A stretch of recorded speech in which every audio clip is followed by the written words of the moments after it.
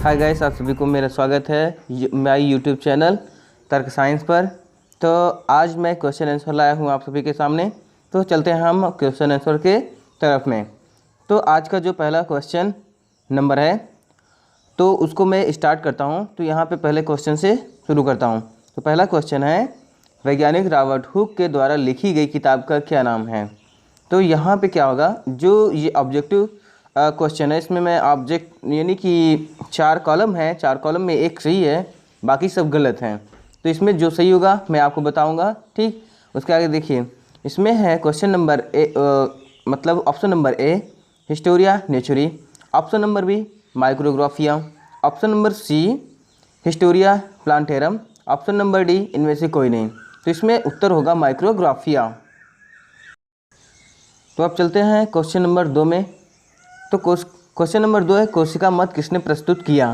तो यहाँ पे देखना होगा कि जो कोशिका मत प्रस्तुत करते हैं वो कौन प्रस्तुत करता है। तो इसमें होगा ऑप्शन नंबर ए में रॉबर्ट ब्राउन सन 1837, option number B Purkinje 1837, option number C Schleiden and Schwann 1839, option number D Virchow 1858। तो इसमें से ऑप्शन नंबर सी यानी स्लाइडन एम स्वान 1839 ये उत्तर सही है। तो अब चलते हैं क्वेश्चन नंबर 3 की तरफ। तो क्वेश्चन नंबर 3 जो है उसका क्या होगा, सभी कोशिका किससे बनती हैं। तो यहाँ पे ध्यान देना होगा कि जो सभी कोशिकाएं होती हैं किससे बनती हैं। ऑप्शन नंबर ए पूर्ववर्ती जीवित कोशिका से, ऑप्शन नंबर बी पर मरे हुए कोशिका से, ऑप्शन नंबर सी स्वतः उत्पन्न होता है, ऑप्शन नंबर डी इनमें से कोई नहीं। तो इसमें से जो होगा वो होगा ऑप्शन नंबर ए पूर्ववर्ती जीवित कोशिका से। अब चलते हैं क्वेश्चन नंबर 4 पर। तो यहाँ पे ध्यान देना होगा कि जो क्वेश्चन नंबर 4 है तो प्रोकैरियोटिक कोशिका में पाया जाता है। यहाँ पे जो प्रोकैरियोटिक यानी प्रिमिटिव जो सेल होते हैं, अविकसित सेल होते हैं, उसमें क्या पाया जाता है। तो इसको बताना होगा।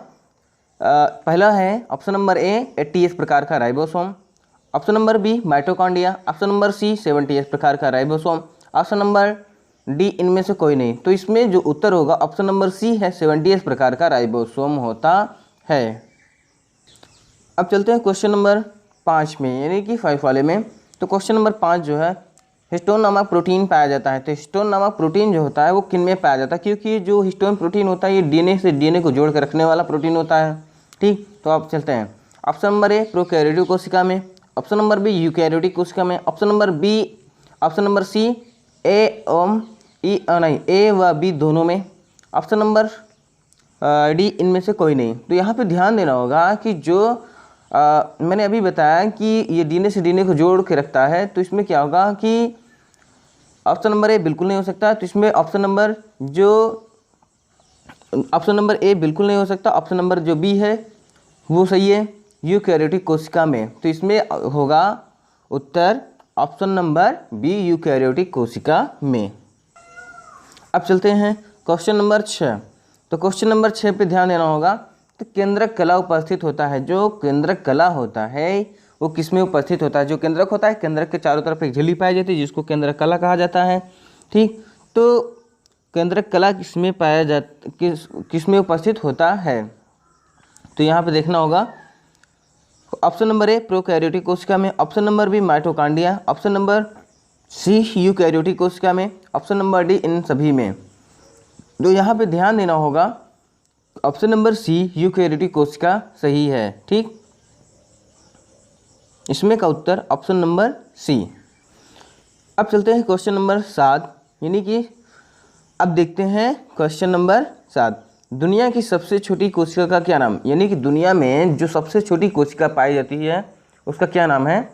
तो इसमें होगा पहला माइकोप्लाज्मा गैलोसेप्टिकम, दूसरा है माइकोप्लाज्मा गैलीसेप्टिकम, और तीसरा होगा अंडाशय की कोशिका, अंडाणु की कोशिका, और डी वाला होगा यानी कि चौथा इनमें से कोई नहीं। तो यहाँ पे आपको ध्यान देना होगा जो माइक्रोप्लाज्मा है ये पूरी तरह से गलत है, क्योंकि माइक्रोप्लाज्मा नहीं बल्कि माइकोप्लाज्मा, ठीक, माइकोप्लाज्मा गैलीसेप्टिकम होगा। ठीक, क्या होगा ऑप्शन नंबर बी जो है वो क्वेश्चन आंसर ठीक है। ठीक, ऑप्शन नंबर बी ठीक है, माइकोप्लाज्मा गैलीसेप्टिकम। अब चलते हैं क्वेश्चन नंबर 8 पर। तो क्वेश्चन नंबर 8 देखते हैं क्या है, जीव द्रव्य को जीवन का भौतिक आधार किसने कहा ठीक, अब यहाँ पे याद रखना होगा जो जीवद्रव्य है यानी कि जो कोशिका के अंदर पाया जाने वाला जीवद्रव्य होता है, कोशिका द्रव्य और जीवद्रव्य जब आपस में मिलते हैं तो जीवद्रव्य बनता है। तो जीवद्रव्य को जीवन का भौतिक आधार किसने कहा? ठीक, इसमें से ऑप्शन नंबर ए है Robert Brown, option number B Robert Wolf, option number C Huxley, option number D Purkinje. तो इसमें क्वेश्चन नंबर सी हक्सले उत्तर सही है। अब चलते हैं क्वेश्चन नंबर 9 की तरफ में। देखते हैं क्वेश्चन नंबर 9, जीवद्रव्य की खोज किसने की? Purkinje. Option number A Purkinje, option number B Hugo von Mohl, option number C Schwann ने, ऑप्शन नंबर डी डुजार्डिन ने। तो इसमें से जो उत्तर होगा ऑप्शन नंबर डी डुजार्डिन नामक वैज्ञानिक जीवद्रव्य की खोज करते हैं।